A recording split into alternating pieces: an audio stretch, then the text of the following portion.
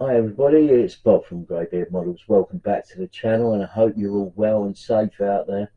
At the moment here in the UK, we're suffering Storm Dara. So if you do hear some whistling sounds, it's the wind at the vents of the windows. So yeah, it's been a little bit crazy the past week, and I've done a lot of stuff. It's not specifically about the universal carrier, but I have got some of that stuff done, and I've been doing some Warhammer stuff. Thanks, Al. Well, actually, it's not so much Al's fault now; it's my son. My youngest boy started doing. He started doing the. I say youngest, he's 30. Yeah. Anyway, yeah. So he's started doing some Warhammer stuff. So we've been sort of working together on that, and I've been setting up a sort of modelling station, if you like, in his room. So he's not using my workshop. Uh, but anyway, we'll get over to the bench. We'll have a look at the universal carrier in a second. But first of all, got some footage that I'm going to put in here for the one full scale potting shed that I'm building. So anyway, without further ado, let's get on with it. Right, 1:1 scale kit in sections. They've all been, external sides have all been painted up with a further coat of preservative. There are the roof panels there. And come around here.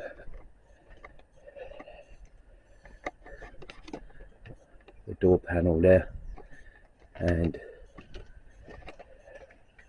the two panels here that make up the back plates.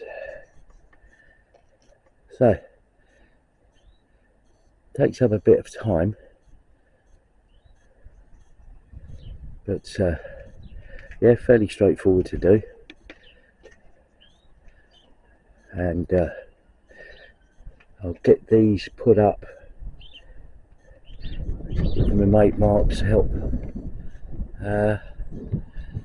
tomorrow, I think, because it looks like it's going to be all drizzly today, and I don't really want to do this when it's raining. Anyway, there it is.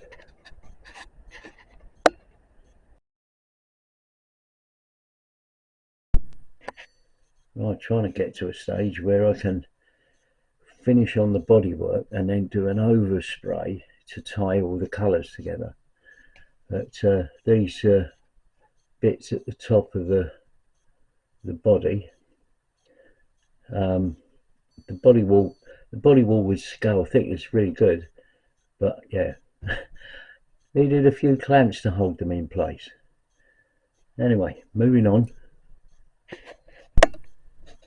So the two aerials, I have to try and do this, getting the hands in the shot. I drilled those out.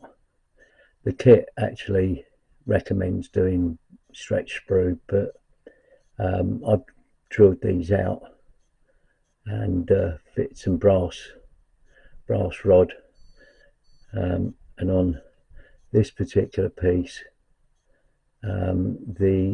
the top of it wasn't very good, so I had to drill it out deeper.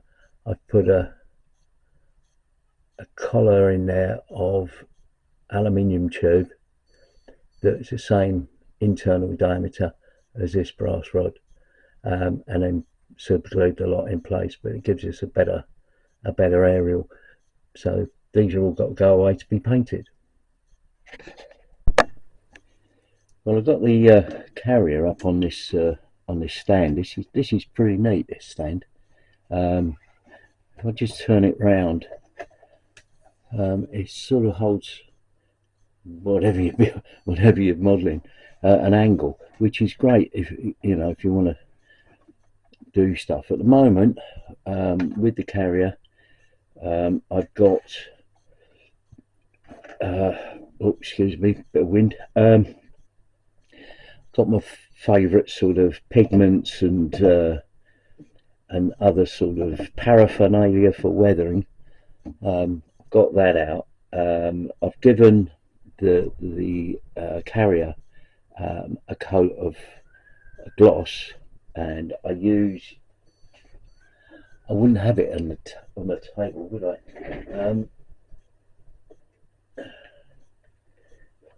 I use this VMS varnish. I find this really good. Don't know. I'm not I'm not an expert, but actually these seem to work well for me. Um, they do various shades, like gloss matte, and that sort of thing.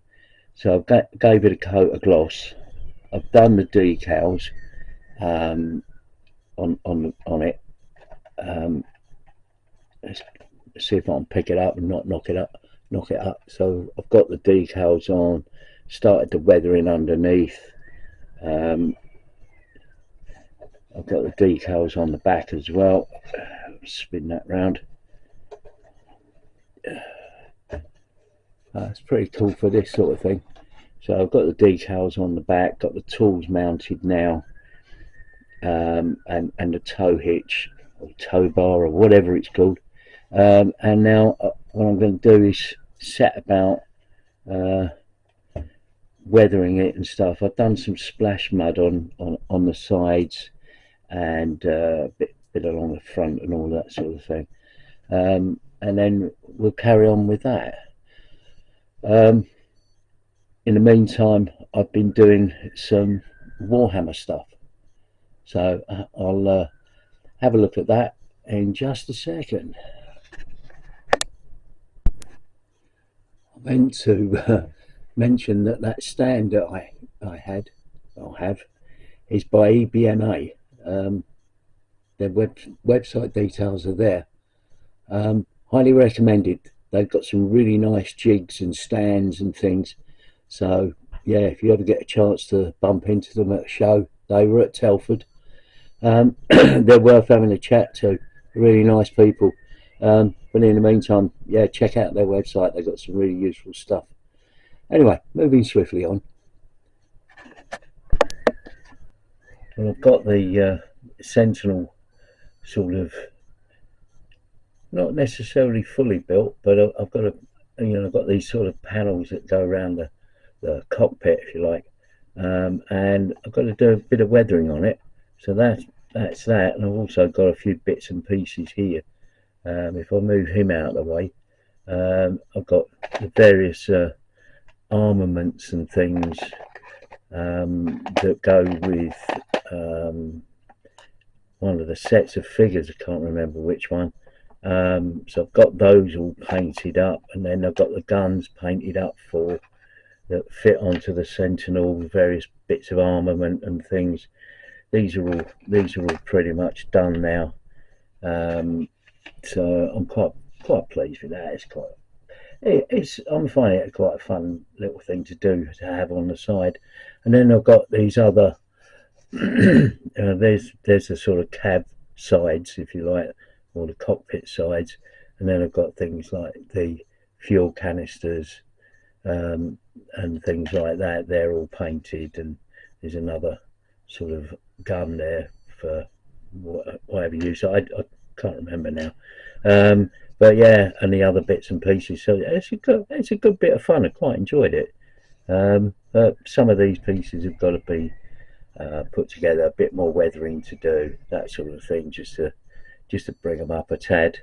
And I've done the flamethrower thing.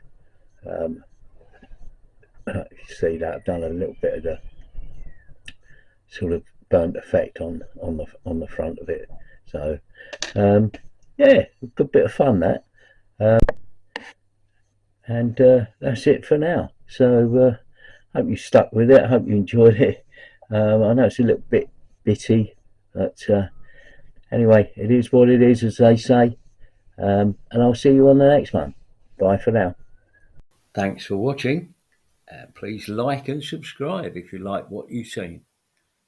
See you later. Bye for now.